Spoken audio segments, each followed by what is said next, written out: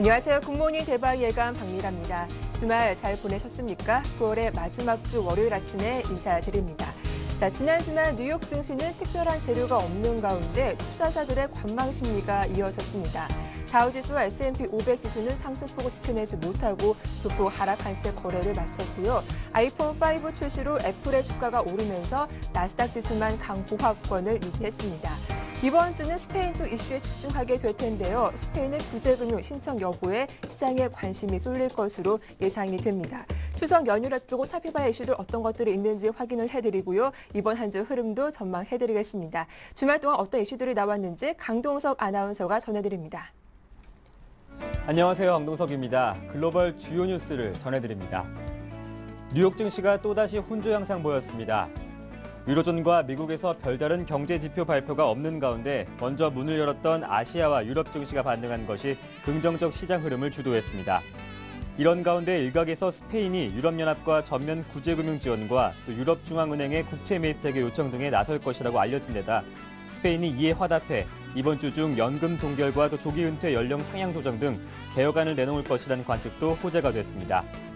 또한 아이폰 5가 출시된 가운데 주요 애플 스토어에 지난해 아이폰 4S 때보다 많은 인파가 몰려 판매량이 더 늘어날 것이라는 기대감도 지수 오름세에 한몫했습니다. 다우지수는 0.13%, S&P 500 지수는 0.01% 하락한 반면 나스닥은 0.13% 상승했습니다. 유럽 증시는 큰 재료가 없는 가운데 스페인의 구제금융 요청 기대감이 작용하면서 하루 만에 반등했습니다.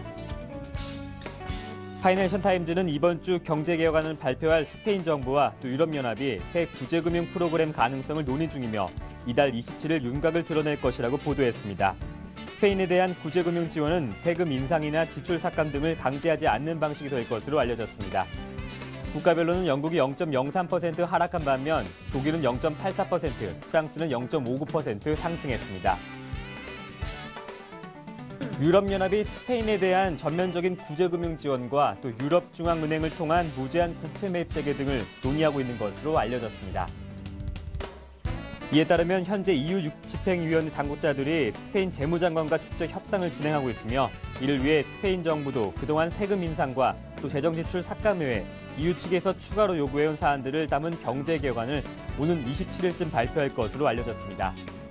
다만 여전히 전면 구제금융 지원을 피하고 싶은 스페인 정부에서는 은행권 지원 자금 중 일부를 국채 매입에 전용하는 방안을 EU 측에 타진하고 있는 것으로도 알려졌습니다. 이에 대해 EU 측에서는 부정적인 반응이 대부분이지만 완전히 가능성을 배제할 수 없다는 얘기도 나오고 있습니다. 미국 애틀란타 연방준비은행 총재가 미국이 고용시장이 가시적인 회복세를 보이지 못하면 연방준비제도 이사회가 추가 완화 정책을 내놓을 수 있다고 밝혔습니다. 21일 로카트 총재는 애틀란타 내부감사인연합회 행사에서 연설을 통해 FRB의 주택담보부 채권 매입은 더 확실한 고용 회복이 나타날 때까지 계속 이어질 것이라면서 만약 개선이 없다면 추가 부양 조치도 가능하며 시중 물가 상승률은 면밀한 관찰을 통해 2% 가까운 수준으로 유지될 것이라고 언급했습니다. 올해 연방공개시장위원회 투표권을 행사하는 로카트 총재는 지난 13일 FOMC에서 초저금리 기조 연장과 함께 시중 유동성 공급 확대를 위해 매달 400억 달러 규모의 MBS를 매입하는 방안을 지지했습니다. 중국의 경기 둔화세가 앞으로도 상당 기간 지속될 것으로 관측되고 있습니다. 올해 중국의 연간 경제 성장률은 7.5%에 그칠 것이라며 중국 경제가 올해 3분기에도 여전히 회복되지 않을 것으로 보여지고 있습니다. 중국 정부가 최근 새로운 인프라 투자를 승인하면서 부양에 시동을 걸기 시작했지만 은행 대출과 재정 지출에 신중한 입장이라면서 중국의 내수 투자도 단기에 늘어날 것으로 보이지 않는다고 중국 인민은행 통화정책위원회만을 인용해 보도했습니다. 블룸버그가 진행한 설문에서 전문가들은 3분기 중국의 경제 성장률이 7.4%에 그칠 것으로 내다봤고 도이치은행 등 글로벌 투자은행도 3분기 중국의 경제 성장률이 7.5%를 기록할 것으로 전망했습니다.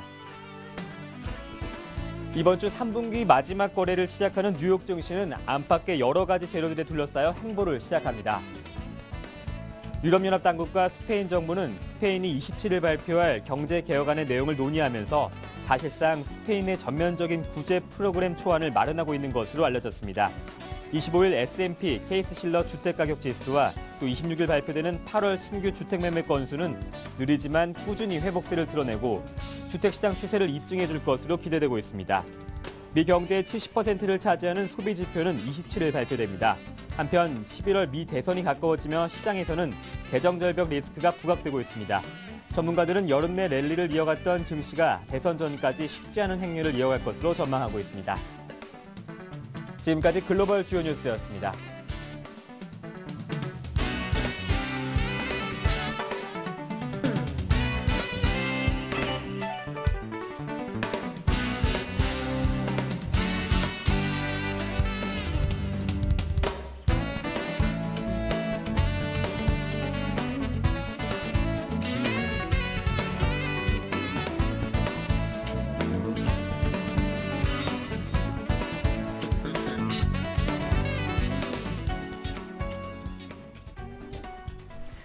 네, 보다 집중적으로 이슈들 점검해 보겠습니다. 도움 말씀 주실 인백스 투자자문의 이현민 본부장님 나오셨습니다. 안녕하세요. 네, 안녕하십니까. 네, 스페인이 EU와 구제금융 지원에 대해서 계속 논의 중이죠. 라우이 총리 취임 9개월 만에 가장 혹독한 한 주가 될 것이다라는 전망도 나오고 있는데요. 스페인의 구제금융 신청 어느 쪽으로 가닥이 잡히고 있습니까? 네, 시간은 스페인이 구제금융을 신청하는 쪽으로 현재 보고 있는데요. 그 시기를 놓고 이제 좀 불투명한 부분이 상당히 크다라고 볼 수가 있겠습니다. EU와 전면적인 구제금융 협상 이런 부분에 대해서 현재 창구로는 루이스 데 귄도스 스페인 재무장관이 이를 챙기는 것으로 알려지고 있는데요. 이번 주에 스페인의 내년도 예산안과 경제 개혁안이 발표될 예정으로 있어서 이런 내용과 현재 EU와 협상 중인 전면 구제 금융 지원의 그 어떤 내용에 접점이 있지 않겠느냐라는 언론의 대대적인 보도가 현재 수면 위로 올라온 상태라고 볼 수가 있겠습니다. 28일 경제 개혁안의 내용은 EU와 유로존이 요구하는 재정 적자 감축안이라든지 이런 그 계획이 의거한 내용들을 대부분 현재 담길 것으로 예상을 하고 있는데요. 현재 세금 인상이나 재정 지출 삭감 이런 부분에 대해서 EU와 구제금융의 조건들을 현재 논의하고 있는 것으로 알려지고 있습니다.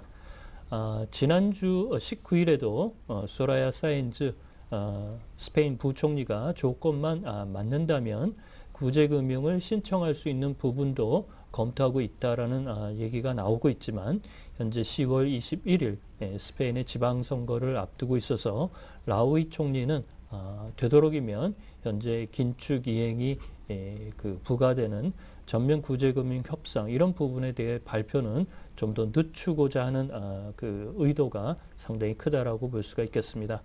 또한 독일의 쇼이블레 재무장관은 스페인이 구제금융 신청을 검토하기보다는 재정 긴축과 개혁 방향 이런 부분을 통해서 구제금융 신청 없이 개혁을 순조롭게 이행하는 것이 현재 무엇보다도 기묘하다라는 입장을 밝히고 있어서 독일은 스페인이 전면 구제금융에 나서는 것을 아직까지는 좀 좋지 않은 흐름으로 보고 있다는 점을 부연해 드리겠습니다. 네, 말씀하신 것처럼 이번 주 스페인이 경제 개혁안을 발표할 예정인데요. 그 외 중요한 이슈나 또 경제 지표들은 어떤 것들이 있는지 이번 한 주 일정들 정리해 주시죠. 네, 그렇습니다. 앞서 말씀드린 대로 스페인의 예산안과 재정 개혁안 이런 부분이 이제 그 어느 정도 수준까지 스페인이 긴축안을 담길 것인가, EU가 요구하고 유로존과 ECB가 요구하는 수준으로 나올 것인가에 대한 관심이 높다라고 볼 수가 있겠고요. 또한 28일에는 스페인의 금융권의 스트레스 테스트 보고서도 함께 현재 발표될 내용입니다. 지난번 2분기 스페인의 가장 큰 은행인 산탄데르가 대손 충당금을 50% 이상 적립한 비율에서 보듯 이번 스트레스 테스트 보고서를 통해서 스페인 시중은행의 현재 부실 자산을 솎아내는 노력을 어느 정도 이행하고 있는지 이런 부분을 좀 들여다볼 수가 있다라고 볼 수가 있겠고요. 그다음에 25일 유로존의 ECB의 드라기 총재와 독일 메르켈 총리의 회담이 예정돼 있습니다. 현재 ECB 드라기 총재가 새로 꺼낸 유로존을 지원하기 위한 무제한 국제 매입 프로그램이죠. OMT 프로그램에 대한 독일의 지지를 재확인할 것으로 보이고요. 현재 독일과 프랑스의 이견이 좀 큰 뱅킹 유니언, 은행 동맹 출범, 내년 출범에 대해서도 메르켈 총리와 드라기 총재가 깊숙한 내용이 좀 있을 것으로 보입니다. 미국으로 눈길을 돌려보면 이번 주도 역시 기대는 경제 지표로서 주택시장 지수에 좀 관심이 모아진다라고 볼 수가 있겠는데요. 25일에는 미국의 20대 대도시의 주택 가격을 산정하는 S&P 케이스-실러 지수 7월 수치가 발표가 되고요. 같은 날 연방금융주택청의 7월 주택가격 지수가 발표가 됩니다. 이 부분에 대한 현재 긍정적인 예상이 좀 나오고 있지만 8월 내구재 주문과 8월 시카고 구매 관리자 지수 이런 쪽의 내용들은 다소 좀 부진할 것으로 예상을 하고 있고요. 이 밖에 27일에는 이탈리아가 10년 만기 국채 입찰에 나서는 등 이탈리아의 국채 수익률에도 관심이 모아진다고 볼 수가 있겠습니다. 네. 이탈리아의 국민 기업이라고 할 수 있는 자동차 업체 피아트가 생산 거점을 미국으로 옮기려고 하자 이탈리아 정부가 적극적으로 반대에 나서고 있습니다. 피아트마저 떠나버리면 아무래도 이탈리아 경제 타격이 클 수밖에 없겠죠. 그렇죠. 네. 뭐 이제 프랑스는 푸조 시트로엥, 우리나라는 뭐 현대차나 기아차처럼 이탈리아는 이제 피아트가 아주 오래 전부터 이제 터줏대감이라고 볼 수가 있겠습니다. 현재 국민 기업이라고 불릴 정도의 자동차 업체인데요. 지난 2007년 클라이슬러의 대주주로 등극한 이후 생산 거점을 추가적으로 미국으로 현재 투자 방향을 옮기겠다라고 발표를 하자 마리오 몬티 총리가 지난 주말에 이 피아트의 CEO인 세르지오 마르키오네 CEO와 4시간 동안 장장 긴 시간의 수기를 통해서 피아트가 생산 거점을 미국에 투자하지 않고 이를 보류하도록 설득한 것으로 알려졌습니다. 이탈리아 정부는 피아트가 이탈리아의 투자를 적극적으로 유도하기 위해서 정부가 세제 지원이나 경쟁력 강화 방안 이런 부분에 태스크포스를 곧 가동하겠다라고 약속을 밝혔고요. 이런 부분에 피아트 CEO가 이를 수용한 것으로 볼 수가 있겠습니다. 따라서 정부 차원에서 이런 지원이 이루어진다면 피아트의 현재 투자의 보류 이런 문제들 이런 부분도 다소 좀 풀릴 기미가 좀 있지 않을까라고 볼 수가 있겠고요. 피아트는 고용 인원이 약 20만 명 정도가 글로벌 기업에 산재해 있고 특히 이탈리아에 8만 명 정도의 고용 인력을 가지고 있습니다. 이렇게 본다면 피아트가 이탈리아에서 투자를 보류하는 부분이 몬티 총리로서는 매우 현재 부담을 느꼈던 부분이 아니었나라고 볼 수가 있겠습니다. 예, 그렇다면 이렇게 피아트가 설비 투자 확장을 다른 나라가 아닌 미국으로 옮기려고 하는 이유가 따로 있습니까? 그만큼 이제 유로존 쪽의 주문이 예상보다 현재 더딘 상태죠. 경기 침체나 이런 부분 때문에 그런 점에서 이제 클라이슬러의 대주주로 옮겨간 이후에 미국 쪽에서 이제 시장의 확장 노력 이런 부분을 현재 계획한 것으로 보입니다. 현재 유로존의 경기 침체로 피아트는 올해 유로존에서는 약 7억 유로의 손실이 있을 것으로 예상을 하고 있지만 브라질과 미국 시장 등 신흥국가 미국 본토에서 선전을 통해서 약 35억 유로의 영업이익은 거둘 수 있을 것으로 전망을 하고 있습니다. 네, 끝으로 중국 인민은행의 통화정책위원이 중국의 3분기 경기 회복 전망을 회의적으로 언급했다고 하죠. 그렇습니다. 인민은행의 통화위원 중에 한 분이 이렇게 3분기 경제 성장도 예상보다 저조할 것이라고 얘기가 나오면서 월가가 현재 지적하고 있는 중국의 경착륙 우려가 여전히 해소되지 못하는 부분인데요. 현재 인민은행의 통화정책위원회 한 사람인 송거창 베이징대 교수가 이를 언급을 했는데요. 3분기도 7.5%의 경제 성장률을 미치지 못할 것이다라는 다소 불편한 전망을 내놨습니다. 다만 물가 상승률은 현재 중국 정부의 억제 목표인 3 내지 4%를 유지할 수 있는 올해 2.7% 정도에 그칠 것이다라고 얘기를 해서 물가와 관련된 부분은 현재 큰 짐이 아닌 것으로 다소나마 이제 위안을 삼을 수가 있겠고요. 현재 송거창 통화정책위원은 그 중국의 설비 투자, 인프라나 SOC 투자 이런 부분이 예상보다 올해 투자가 좀 적게 들어오지 못하고 있는 부분이 내수 경제의 성장률을 끌어올리지 못하는 악재 요인이라고 지적을 했습니다.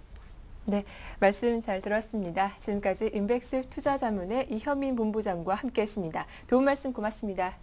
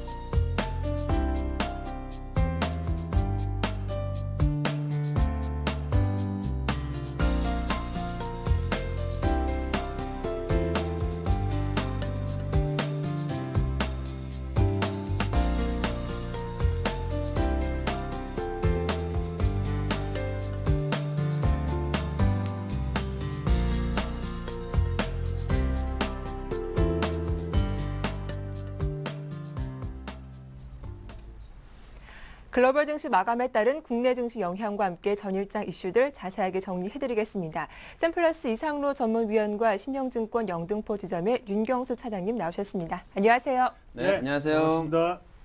예, 먼저 글로벌 증시 마감 상황부터 정리를 해봐야겠습니다. 지난 한 주 뉴욕 증시는 정체 양상을 보이면서 방향성 탐색에 주력하는 모습이었는데요. 지난 주말 뉴욕 증시와 유럽 증시 어떻게 마감됐습니까? 네, 뉴욕 증시, 유럽 증시 마감 상황 좀 살펴드리도록 하겠습니다. 말씀하신 대로 뉴욕 증시가 좀 쉬어가는 페이지라고 이렇게 한마디로 정의를 드릴 수가 있겠는데요. ESM의 하펀, 독일 현재 하펀이죠. 그다음에 3차 양적 완화 정책의 시행 이런 내용들이 나오면서 아무래도 이런 부분들은 그러면 이제는 정책이 실질적으로 어떤 정책을 피는가 이런 걸 확인하고 가자 이런 의미가 나오면서 조금은 쉬어가는 페이지가 나왔다 이렇게 볼 수가 있고요. 또 지난주에도 제가 잠깐 언급을 드렸던 것 같은데 아무래도 파티 분위기를 조금 더 즐기고 가자 이런 분위기가 또 팽배해 있지 않은가 이렇게 좀 보여줄 수가 있겠습니다. 그래서 지난 뉴욕 증시는 다우지수와 S&P 500 지수 둘 다 내리고 나스닥 지수만 좀 소폭 상승폭을 키워가면서 장을 마감을 했다 이렇게 볼 수가 있는데요. 다우지수 전일 대비 17.46포인트 하락을 했죠. 13,579.47로 하락으로 마감을 했고요. S&P 500 지수 역시도 0.11포인트 내린 1460.15로 마감을 했습니다. 나스닥 지수만 조금 상승을 했는데 4포인트 상승한 3,179.96으로 상승폭을 키웠습니다. 장중 내용 중에 아이폰 5 내용이 좀 나왔죠. 애플사의 아이폰 5 판매 실적이 호조를 보이면서 장을 좀 상승으로 이끌었다 이런 내용이 나오고 있는데요.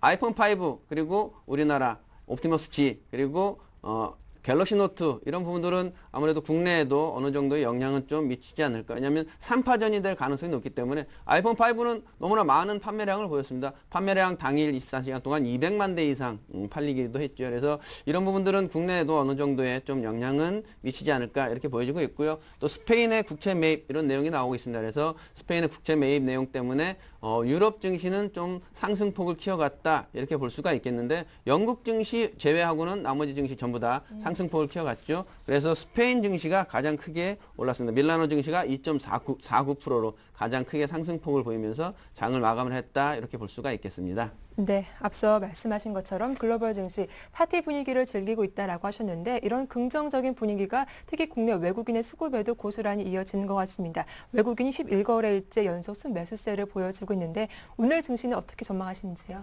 네, 맞습니다. 시장이 그렇게 혼조세를 계속 보이고 있지만요. 왜 저에게는 그렇게 좋게만 보일지는 잘 모르겠습니다. 지금 시장은 아직까지는 제가 보기에는 상당히 좋은 시장이다. 그렇게 조금 말씀을 드릴 수 있겠고요. 그만큼 일단은 코스피보다는 코스닥에 조금 집중되어 있는 현상이 조금 두드러지고 있다 말씀을 드릴 수 있겠습니다. 앞서 일단 윤경수 차장님 말씀하신 것처럼요. 지금은 나스닥 기술주들이 조금 많이 올랐죠. 그런 면 자체가 우리나라에도 코스닥 IT 부품 쪽에 어느 정도의 상승세가 조금 더 이어질 수 있다. 그렇게 말씀을 드릴 수가 있겠고, 지금 글로벌적으로 이슈를 한번 뽑아본다면요. 일단은 휴대폰이 스마트폰이 되겠죠. 스마트폰에 대해서 옵티머스 G라든지 아니면 아이폰, 그리고 삼성의 갤럭시 노트까지 그런 부분 자체가 일단 IT 부품 쪽에 기대감이 어느 정도 작용을 하고 있고, 우리나라에도 그만큼 어느 정도의 상승세를 조금 부추기고 있다. 그렇게 보실 수가 있겠고요.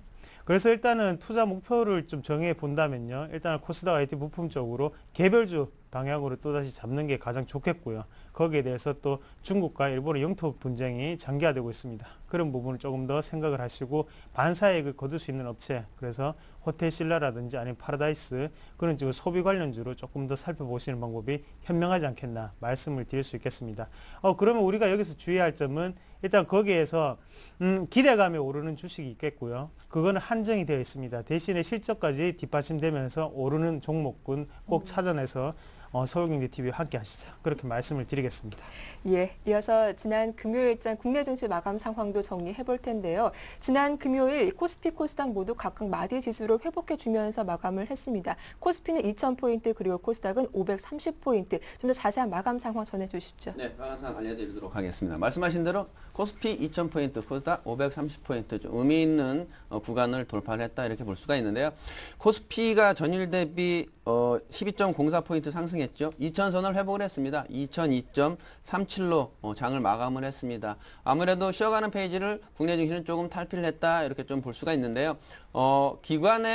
우선 외국인의 매수세가 11거래일 계속 이어지고 있죠. 그리고 기관의 매도세가 가장 문제였습니다. 특히 투신의 매도세가 가장 문제였는데, 투신의 매도세는 아무래도 펀드 매도라고 볼 수가 있는데요.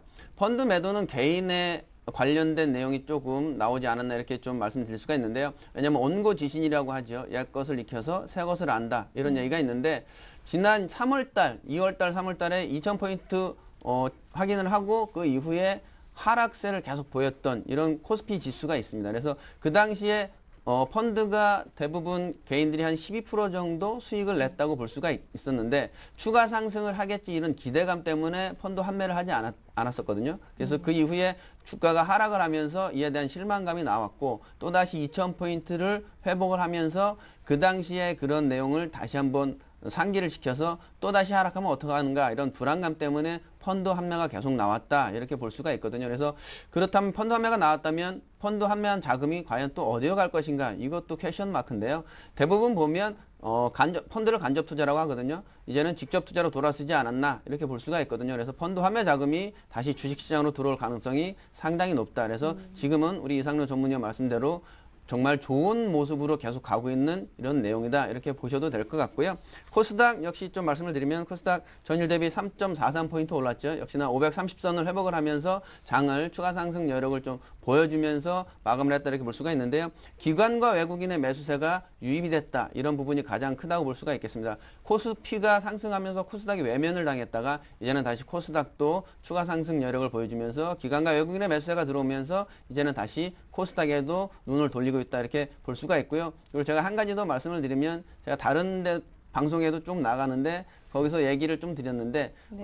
서울경제TV가 제가 친정이라고 이렇게 말을 드리거든요. 네. 그 이유는 뭐냐면, 제가 여기서 방송을 처음 시작을 해서 그런 얘기를 드리는데, 이 말씀을 왜 드리냐면, 제가 코스피, 코스닥, 그리고 뉴욕 증시, 유럽 증시 말씀을 드릴 때 물론 악재들이 상당히 많이 있습니다. 호재보다는 악재가 더 많다고 볼 수가 있죠. 하지만 좋은 내용들을 자꾸 말씀드리는 이유는 서울경제TV를 보시면서 조금 더 희망을 가지시고, 그리고 이 서울경제TV가 그래도 어느 정도는 객관적인 내용을 가장 많이 담고 있다, 이런 내용 때문에, 그리고 어느 정도의 정확한 자료를 가지고 방송을 드리고 있다. 이런 것 때문에 말씀을 드리기 때문에 지금 이런 혼조세나 이런 정체된 장에서는 특히 서울경제TV를 보시면서 네. 이렇게 투자 전략을 하시는 게 좋지 않을까 이런 얘기도 추가로 말씀을 드릴게요. 예, 말씀 고맙습니다.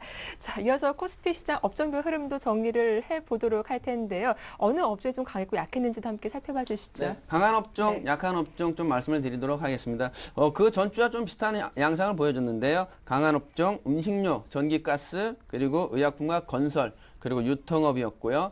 약세 업종은 아무래도 지난주와 거의 같은 내용이었죠. 의약업이 하락세를 계속 보여줬는데 역시나 지난주 말씀드린 미래산업이었죠. 미래산업이 관련 내용이 크게 없었습니다. 그 안철수 원장, 지금 이제 대선 후보자죠. 네. 대선 후보자와 가장 서로 존경하는 사이다. 미래산업에 가장 많은 주식 보유를 하고 있는 분과 서로 존경하는 사이다. 이런 내용 때문에 상승을 했는데 이 부분이 계속적으로 하락세를 이제는 보여주고 있죠.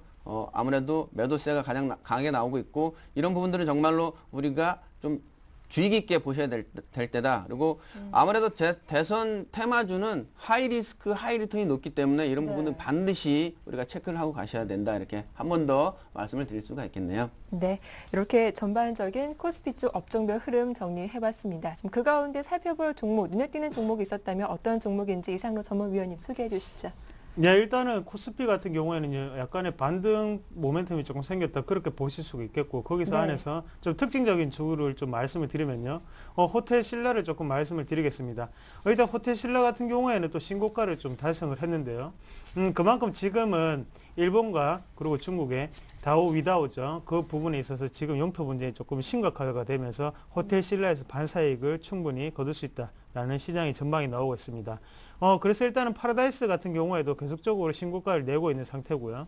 그래서 호텔 신라 같은 경우에도 어느 정도 신고가가 가능한 상태가 아닌가 그렇게 조금 말씀을 드릴 수 있겠고 안에 내용을 한번 보시면 지금 외국인과 기관에 조금 양매수가 이어지는 시점이다. 그렇게 말씀을 드리겠습니다. 그래서 이런 부분을 조금 체크를 하시고요. 좀 장기적인 모멘텀으로 가져가셔도 좀 좋은 주식이 아닌가. 그래서 이런 부분 자체가 지금은 이슈가 되고 있는 만큼 시장의 분위기 자체 그리고 수급 자체가 지금은 쏠리고 있습니다. 지금 수급이 뉴스를 충분히 만들 수 있는 시장이고요. 그런 부분을 조금 캐치를 좀 해보시자. 그렇게 말씀을 드리겠습니다.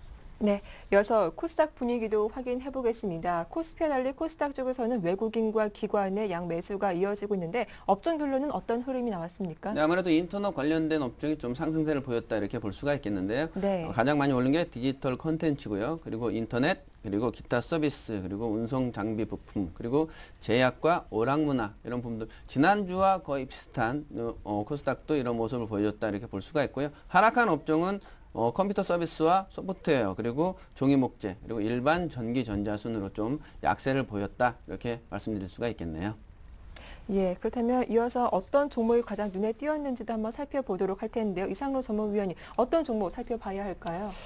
예, 뭐 계속적으로 말씀드렸지만요. 일단 세일가스에 대한 부분 열풍이 계속적으로 불고 있다. 그렇게 먼저 좀 말씀을 드리겠고요. 네. 거기 안에서 일단은 DK락이라는 종목을 좀 말씀을 드리겠습니다.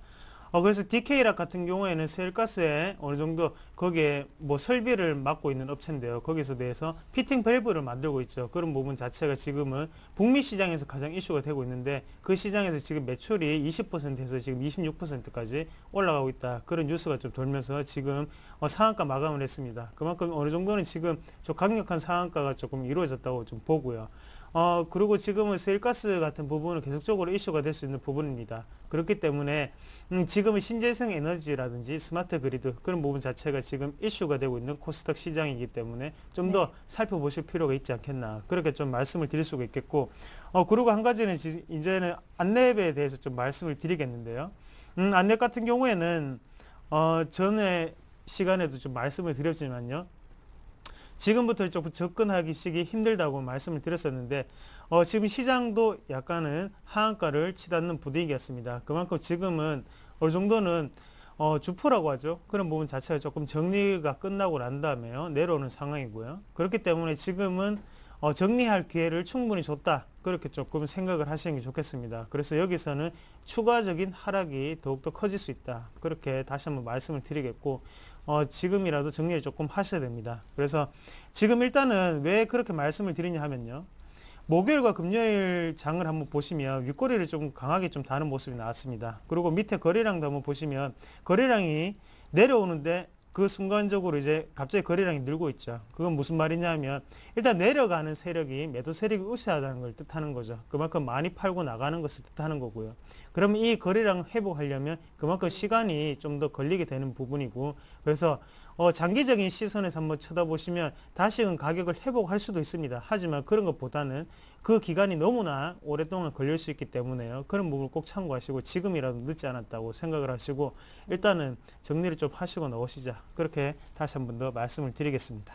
예, 이어서 코스피 쪽 매매 동향 확인을 해보겠습니다. 윤경수 차장님, 외국인과 기관들 어떤 종목 가장 많이 사고 팔았나요? 네, 많이 사고 판 종목 좀 살펴보도록 하겠습니다. 역시나 지난주와 좀 비슷한 패턴을 보여주긴 했습니다. 가장 많이 산 종목 역시나 삼성전자입니다. 10일 거래일 계속 매수세가 들어오면서 그 가운데 삼성전자를 가장 많이 매수했다. 이런 부분들은 개인 투자자분들도 특히 유의해서 보셔야 될 점이다.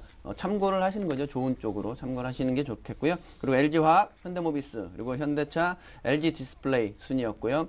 기관의 가장 큰 매수세 역시도 SK하이닉스가 가장 큰 매수세를 보여줬죠. 아무래도 삼성전자와 애플 사이의 공방전 때문에 SK하이닉스가 이런 수혜를 입었다. 이런 내용도 나오기 때문에 SK하이닉스, 그리고 금호석유와 오리온, 그리고 CJ제일제당, 삼성화재인데요. CJ제일제당은 그동안 없던 품목인데 올라왔던 내용 중에 하나가 이제 추석이 다가오고 있습니다. 그래서 이런 음식료 업종에 대한 또 관심이 쏟아지기 때문에 CJ제일제당 매수세가 가장 많이 들어왔다. 이렇게 볼 수가 있고요. 매도세 또 살펴드리도록 하면요. 외국인은 오리온, 역시나 아이러니하죠. CJ제일제당과 좀 같은 종류인데요. 오리온은 차익 실현이 나왔다. 이렇게 좀 볼 수가 있고요. 두산중공업, 그리고 삼성화재, LG, 그리고 삼성전자, 우선주 순이었고요. 우선주는 잠깐 말씀드리면 아무래도 배당 관련됐기 때문에 우선주 지금은 좀 관심 있게 볼 상황이다. 이렇게 좀 살짝 말씀드리고요.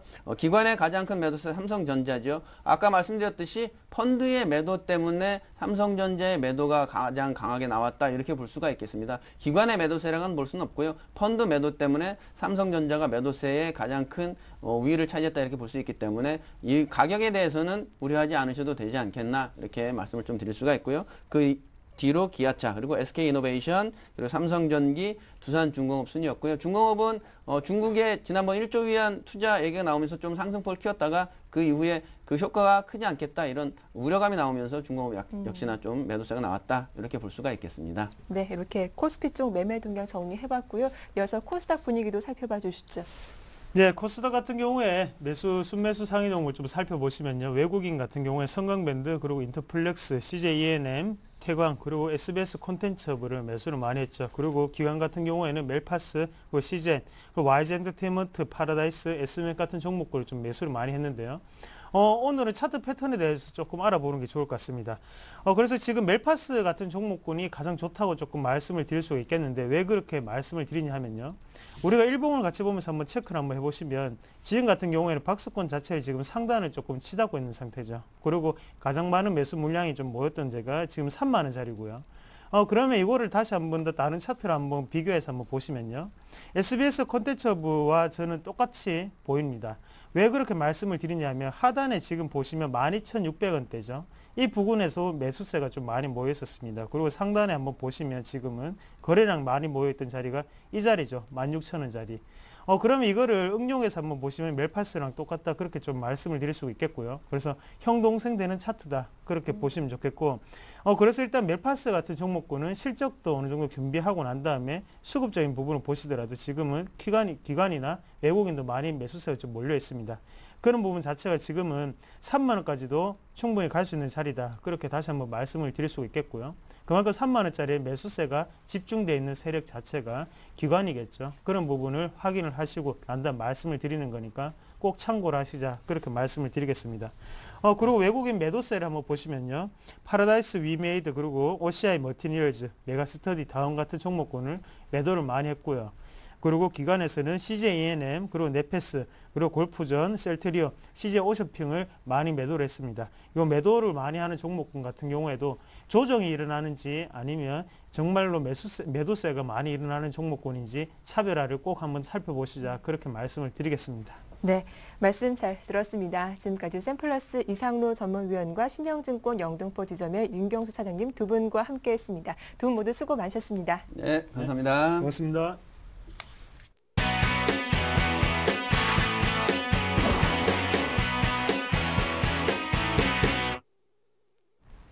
예, 지난 금요일자 이슈를 보였던 종목을 찾아보고 자세한 매매 전략도 들어보도록 하겠습니다. 샘플러스 김형권 전문위원님 만나보죠. 안녕하세요. 네, 안녕하세요. 예, 먼저 살펴볼 종목은 어떤 종목인가요? 예, 먼저 살펴볼 종목은 이 스마트폰 판매 증가에 따른 실적 모멘텀으로 최근에 이제 10,000원 선을 좀 회복한 그런 SK 네트워크스라는 종목을 점검해 보도록 하겠습니다. 네. 예, 동사 같은 경우에 사업적인 부분을 보자면 석유 제품을 좀 중심으로 한 에너지 유통 사업이라든가 정보통신 유통 사업, 단말기 유통, 그리고 뭐 무역이라든가 자원개발 사업, 자동차 정비라든가 중고차 판매, 또 그리고 글로벌 패션 브랜드 유통이라든가 부동산, 또 와인, 호텔 등 이러한 프레스티지 사업도 좀 하고 있는 그러한 기업인데 사업의 영역이 상당히 좀 다양한데요. 뭐 다양하다고 해서 각 사업별로 좀 어느 한 곳도 좀 부실한다든가 이러한 부분이 없는 상당히 좀 양호한 그런 기업이라고 판단을 하고 있고 주목해야 되는 부분은 IM 사업부, 아까 말씀드린 정보통신 단말기 판매 부분, 이러한 부분에서의 실적 개선을 좀 기대를 하고 있는데요. 3분기에 예상되는 스마트폰 판매 대수가 273만 대라고 하는데요. 총 휴대폰 판매 대수가 한 300만 대 정도. 스마트폰이 차지하는 비중이 90%가 넘게 되는 거죠. 상당히 이러한 판매가 좀 증가가 되고 있기 때문에 동사의 그 IM 사업부에 대한 3분기 영업이익도 전분기 대비해서 한 49% 정도 증가가 예상이 되고 있습니다. 이러한 부분을 4분기로 뭐 가면서도 계속해서 지속이 되리라고 예상을 하고 있고요. 그리고 이러한 부분이 IM 사업부의 영업이익 비중이 원래 이제 ENC 사업 부분, 자원 에너지 판매라든가 경정비라든가 이러한 부분보다 좀 비중이 좀 적었었는데요. 올해부터 이러한 IM 사업부의 비중이 ENC 사업부의 비중을 좀 뛰어넘고 있는 그러한 상황입니다. 그래서 이러한 스마트폰 판매 부분 증가에 따라서 그러한 수혜를 좀 볼 수 있다. 이렇게 좀 판단을 하고 있습니다. 그리고 작년에 이제 워커힐 인수를 했는데요. 면세점의 영업 면적 확장이라든가, 그리고 1층의 카지노 확장 부분, 이러한 부분이어서 중국인들의 어떤, 내한 증가 부분, 관광객 증가에 따른 워커힐 사업부의 이런 성장 부분도 상당히 기대가 되고 있습니다. 아직까지 전체 손익에서 좀 차지하는 비중은 좀 낮긴 하지만, 향후에 어떤 이익 신장률을 좀 봤을 때는 상당히 뭐 가장 높을 거라고 좀 판단을 하고 있습니다. 그리고 좀 주춤했던 패션 사업부 부분도 4분기부터 좀 개선이 될 거라고 보고 있고요. 차트를 좀 보시면서 매매 전략을 좀 말씀드리겠습니다. 6월 달에 지금 저점을 형성하고 나서 완만하게 좀 추세대를 형성을 한 상태죠. 상승 방향으로 추세대를 형성한 상태에서 최근 장기 이평선을 돌파하고 나서 약간의 좀 조정을 보여주고 있는, 숨고르기를 좀 보여주고 있는 이러한 부분이죠. 그리고 가격적인 부분은 10,000원 선을 좀 회복을 하고 돌파했다는 부분. 이때 1,000원대 가격에서 10,000원대로 넘어섰다는 부분도 상당히 의미가 있다고 좀 생각을 합니다. 매수가를 말씀드리면 1,200원에서 1,500원 말씀드리고요. 목표가는 12,000원, 손절가는 9,500원 제시해드리도록 하겠습니다. 네, 실적 모멘텀으로 추가 상승 가능성이 큰 SK 네트워크스 대응 전략 잘 살펴봤습니다. 다음으로 살펴볼 종목은 어떤 종목인가요? 네, 다음 살펴볼 종목은 이제 나로 발사를 앞두고 네. 다시 한번 상승을 좀 시도하고 있는 세트가이라는 종목을 점검해 보도록 하겠습니다. 사실 이제 테마 쪽은 이제 약간의 흐름이나 이런 부분도 좀 중요한데요. 그런 타이밍도 중요하고 한 상태죠. 10월 달에 지금 나로 발사를 앞두고 있는 상태에서 일단 8월 달에 한번 상승을 좀 보여줬습니다. 상한가도 치는 모습을 보여줬고, 최근에 지금 옆으로 좀 횡보 구간을 보여준 상태에서 전일 같은 경우 상당한 뭐 거래가 수반된 그런 양봉을 또 형성을 해줬습니다. 그래서 일단 다시 한번의 상승을 좀 기대를 해볼 수 있을 것 같고, 기업적인 내용을 봐도 상당히 동유목 같은 경우 우량한 그런 기업인데 국내에서 유일하게 인공위성 시스템을 독자 기술로 개발해서 수출하는 그러한 기업이죠. 그 국가 정부를 대상으로 해서 한 3년에서 5년 정도 수명을 가진 그런 위성 이런 부분들을 지속적으로 좀 공급을 하고 있고요. 그리고 뭐 인공위성이라든가 무인항공기를 중심으로 한 감시정찰 분야 이러한 부분에서 방산 시장이 좀 성장하고 있기 때문에 앞으로 추후에 또 동사의 긍정적인 부분을 좀 기대를 해볼 수가 있을 것 같고, 실질적으로 어떤 해외의 어떤 수주 모멘텀도 계속 가지고 있는 그러한 기업이기 때문에 앞으로도 좀 성장을 사실은 좀 기대를 하고 있고, 지난해 말 기준으로 봤을 때 부채율이 한 30% 정도밖에 되지 않고요. 유보율 같은 경우가 1,900%, 상당히 좀 안정적인 그러한 재무 구조를 가지고 있습니다.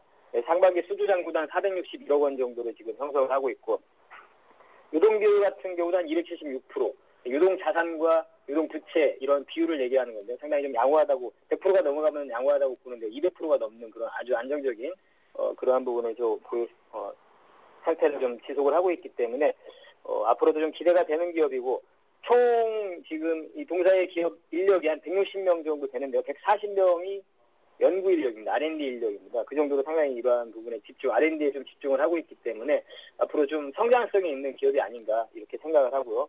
가장 또 주목할 수 있는 부분은 지난 11년간 한 번도 적자를 내지 않고 연속적인 흑자를 기록했다는 부분, 이러한 부분도 상당히 우리가 긍정적인 면으로 볼 수 있을 것 같습니다. 그리고 현재 이제 시기상으로 나로우 발사, 10월 달에 나로우 발사라는 부분이 있는데 이러한 부분과 또 테마에 좀 명분이 된다는 거죠. 주가 상승의 어떤 명분이 될 수 있는 그러한 시기이기 때문에 충분히 좀 접근이 가능하다 이렇게 좀 판단을 합니다. 차트를 좀 보시면서 매매 전략을 좀 말씀드리겠습니다. 아까 설명드린 대로 일단 한 번의 어떤 상승이 좀 나타났고요. 그리고 나서 조정을 보여주고 다시 한 번의 2차 상승을 좀 시도하는 그러한 트레이드라고 생각을 합니다. 매수가는 35,500원에서 38,000원, 목표가는 35,000원, 손절가는 28,000원 제시해드리도록 하겠습니다. 네, 나로우 발사를 앞두고 주가 재상승을 시도하고 있는 세트랙 I까지 살펴봤습니다. 도움 말씀 고맙습니다. 예, 감사합니다. 지금까지 샘플러스 김현근 전문위원과 함께했습니다.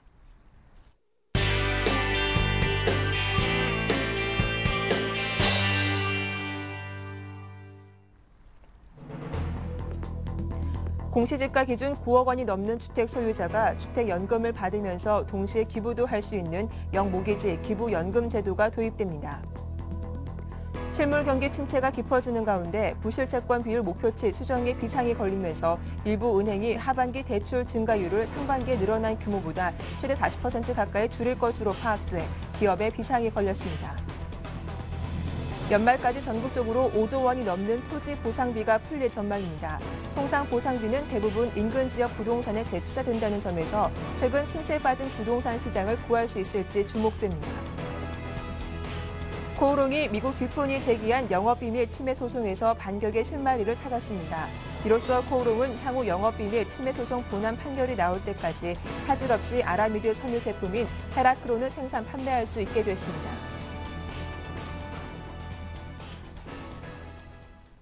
이슈앤이슈 오늘 순서는 서울경제신문 증권부의 서은영 기자와 함께하겠습니다. 안녕하세요. 안녕하세요. 네, 공시지가 기준으로 9억 원이 넘는 주택 소유자가 주택연금을 받으면서 동시에 기부도 할 수 있는 영모기지 기부연금 제도가 도입된다고 하죠. 어떤 제도인지 자세하게 설명해 주시죠. 네, 국민연금연구원이 정부에 제출한 용역 보고서에 따르면 정부는 주택연금 수급자가 사망할 경우 해당 주택을 매각해 잔액을 자선단체에 모금으로 넘기는 영모기지 기부연금을 도입할 계획입니다. 주거용 부동산의 경우 9억 원 초과 주택만 허용하되 부동산 평가액의 30%를 연금으로 지급할 예정입니다. 상가, 농지 등 기타 부동산과 현금, 유가증권, 기금속 등은 50%를 연금으로 줍니다. 기부연금 제도가 도입될 경우 대학병원, 대학 등이 우선적으로 도입될 가능성이 높아 보이는데요. 당장 저소득, 소외계층의 의료비와 교육자금 등 민간복지 재원을 보완할 수 있을 것으로 보이기 때문입니다. 기부연금이 도입될 경우 가장 많이 들어오는 기부금품은 아파트 등 주거용 부동산이 될 것으로 예상되는데요. 최근 1년간 1억 원 이상 기부자의 90% 이상은 현금으로 기부했는데 앞으로 부동산에 발묶인 자산가들도 기부에 나설 수 있는 길이 열리는 셈입니다. 부동산 외에도 채권, 주식, 귀금속 등 환가가 가능한 금품은 모두 기부가 가능해집니다. 연금 지급 개시 연령은 현금이나 현금화 가능 기부금품의 경우 제한이 없는데요. 하지만 영모기지 기부연금은 가격 리스크를 고려해서 주택연금의 경우 60세나 농지연금 65세 적용하고 있는데 이보다 좀 높은 75세 이상으로 제한될 가능성이 높습니다. 네, 대출을 통한 자금 조달이 불가피한 중소기업들의 비상이 걸릴 것 같습니다. 일부 은행들이 하반기 대출 증가율을 상반기 늘어난 규모보다 최대 40% 가까이 줄일 것으로 알려졌기 때문인데요. 그 배경이 무엇인지 살펴봐 주시죠. 네, 시중은행들이 상반기 대출 증가율을 모조리 3% 이내로 억제한 데 이어서 하반기에는 최대 2% 이내에서 억제하거나 오히려 줄일 계획을 갖고 있는 것으로 파악됐습니다. 신한은행은 이미 상반기에 마이너스 0.3%로 역성장을 기록한 상태인데요. 대형 시중은행에 이어서 비교적 넉넉하게 돈줄을 풀었던 지방은행까지 대출 조이기에 나섰습니다. 부산과 경남은행의 경우 상반기 증가율이 9.3%와 8.9%로 비교적 컸던 데 반해 하반기 하반기에는 5%대로 낮출 것으로 알려졌습니다. 증가율로만 따지면 40% 이상 꺾어진 셈인데요. 광주은행과 대주은행의 대출 증가율 역시 5% 선을 넘지 않습니다.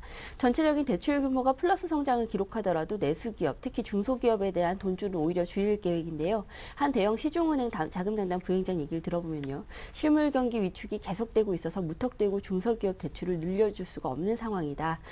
그래서 연말까지 부실채권 비율을 맞추려면 어쩔 수 없이 내수 중소기업은 외면받을 수밖에 없지 않겠느냐 이렇게 얘기를 했습니다. 실제로 올 들어서 지난 7월까지 은행권의 중소법인 대출은 전년 동기보다 3조 2천억 원 줄었고요. 2, 4분기에도 도소매업, 숙박, 음식업의 대출은 3,229억 원이나 감소했습니다. 네, 다음 소식입니다. 올 연말까지 5조 원에 달하는 토지 보상비가 풀리면서 부동산 경기 회복에 대한 관심이 쏠리고 있습니다. 아무래도 대규모 토지 보상비가 풀리면 해당 지역을 포함한 인근 부동산 수요가 살아나는 것이 일반적인데요. 이번에도 이런 효과를 기대해 볼 수 있을까요? 네, 기대해 볼 수 있을 것 같습니다. 거의 한 5조 원 가까운 돈이 풀릴 것으로 예상되고 있는데요. 7개 지구에서 약 4조 7천억 원 상당의 보상이 시작되고요. LH는 4분기에 신도시급인 파주 운정 3지구를 비롯해서 김해 유라 2지구, 전주 만성지구 등 택지지구와 장안 국가산업단지, 광주 국가산단, 포항 국가산단의 신규 보상 작업에 착수합니다. 파주 운정 3지구 상당히 시간 오래 끌었던 사업이었는데요. LH 출범 후 사업성 재검토로 보상 절차가 중단됐다가 3년 만에 보상이 재개되는 겁니다. 최근 감정평가가 마무리되고 이달 말까지 토지주에게 감정평가액을 통보한 뒤 보상에 착수할 예정인데요. 토지와 지작물 등 보상비는 총 3조 원에 달할 것으로 추산됩니다. LH는 또 이달 말 장안 국가산단을 시작으로 10월 이후 광주산단과 포항산단 등 총 3개 산업단지의 보상에도 착수합니다. 이들 3개 산단의 보상비는 약 4,600억 원가량이 될 것으로 추산되고요. 이 밖에 김해 유라 2지구, 또 전주 만성지구 등 소규모 택지지구 2곳의 보상도 연내 이뤄집니다. 그리고 경기도시공사도 이달 말부터 보금자리 주택지구인 남양주 진건지구의 신규 보상을 시작합니다. 전문가들은 토지시장의 보상금이 대량으로 풀리면서 대토 수요 등이 움직일 경우 인근 지역의 부동산 시장에도 적지 않은 영향을 미칠 것으로 보고 있는데요.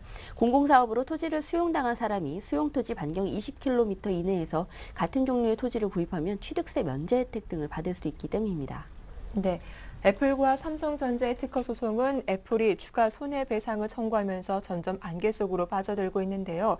그런데 일부 기업들이 미국 기업과의 소송에서 반격의 실마리를 찾았다는 반감 소식도 들어왔더군요. 어떤 내용입니까? 네, 코오롱과 듀폰 소송도 상당히 시간을 오래 끌었던 소송이죠. 네. 미국 듀폰이 제기한 영업비밀 침해 소송에서 반격의 실마리를 찾았다는 소식입니다. 코오롱은 듀폰과의 영업비밀 침해 소송에서 아라미드 섬유의 생산 판매 금지를 명령한 미국 1심 법원 결정에 대해 제기한 집행정지 가처분 신청이 항소법원에서 받아들여졌다 이렇게 밝혔는데요. 이로써 코오롱은 향후 영업비밀 침해 소송 본안 판결이 나올 때까지 차질 없이 아라미드 섬유 제품인 헤라크론을 생산 판매할 수 있게 됐습니다. 이 밖에 또 SK 하이닉스 같은 경우에도 램버스와의 특허 소송에서 좀 다시 한번 유리한 고지를 확보했다는 소식입니다. 네, 말씀 잘 들었습니다. 지금까지 서울경제신문 증권부의 서은영 기자와 함께했습니다. 도움 말씀 고맙습니다. 감사합니다. 예, 굿모닝 대박 예감 1부 순서는 여기서 마치겠습니다. 저희는 잠시 후 2부로 다시 인사드릴게요. 고맙습니다.